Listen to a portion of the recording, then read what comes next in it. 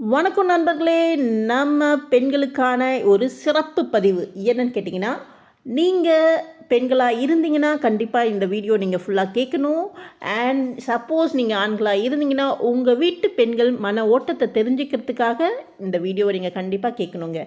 அதிலும் பார்த்தீங்கன்னா குறிப்பாக 30 வயசுலேருந்து 50 வயசுக்குள்ளே இருக்கிற பெண்களுக்கு கண்டிப்பாக இந்த பதிவு வந்து ரொம்ப நாள்பட இந்த கேள்விக்கு என்ன பதில் சொல்கிறது, இந்த கேள்விக்கு என்ன பதில் சொல்கிறதுன்னு யோசித்து அவங்களுடைய வாழ்நாளையே குறைச்சிக்கிறாங்க. என்னென்ன கேள்வின்னு பார்க்கலாம். அவங்க ஒர்க்கிங் ப்ரொஃபஷனலாக இருக்கலாம், இல்லை வந்து நான் ஒர்க்கிங் ப்ரொஃபஷனலாக இருக்கலாம். நான் ஒர்க்கிங்னா நம்ம ஹோம் மேக்கர், கிங் மேக்கர்னு சொல்லுவோம் இல்லைங்களா.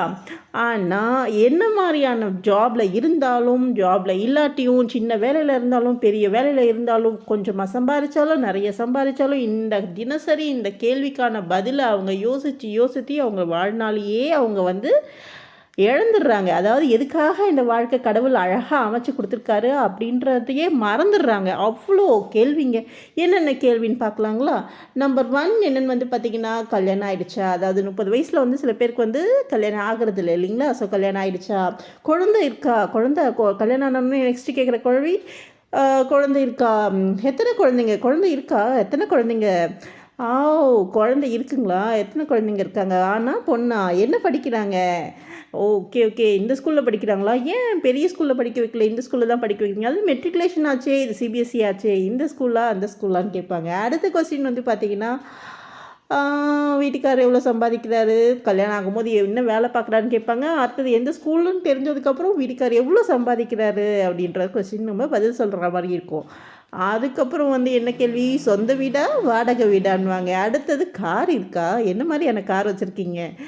அடுத்த கேள்வி பார்த்திங்கன்னா, மாமனார் பிரச்சனை இருக்கா, எப்படி இருக்காங்க, அவங்க சகஜமாக இருக்காங்களான்னு கேட்பாங்க. அடுத்தது நாத்தனார் இருக்கா, நாத்தனார் வீட்டிலலாம் வராங்களா போகிறாங்களான்னு கேட்பாங்க.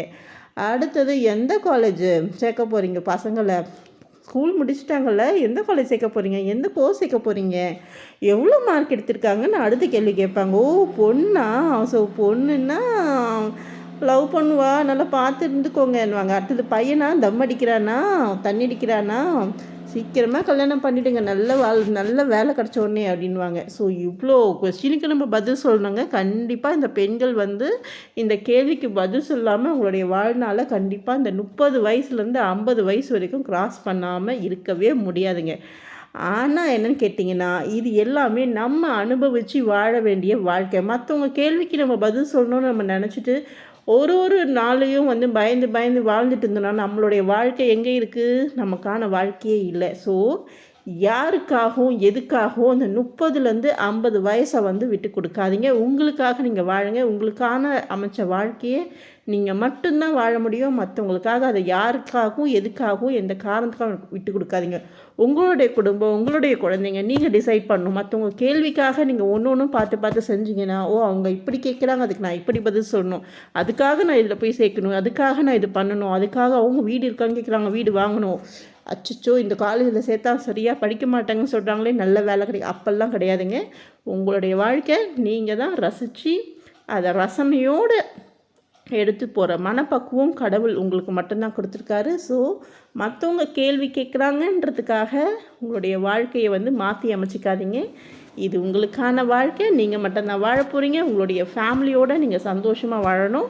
ஸோ ஒரு விஷயமும் உங்களுடைய குழந்தைங்ககிட்ட ஷேர் பண்ணி டிசைட் பண்ணுங்கள். உங்களை ஹஸ்பண்டோட ஷேர் பண்ணி டிசைட் பண்ணுங்கள். நம்மளால் என்ன முடியும், நம்மளால் என்ன பண்ணலான்னு மட்டும் யோசிங்க. உங்கள் வாழ்க்கை ரொம்ப சீரும் சிறப்புமாக இருக்கும். நன்றி.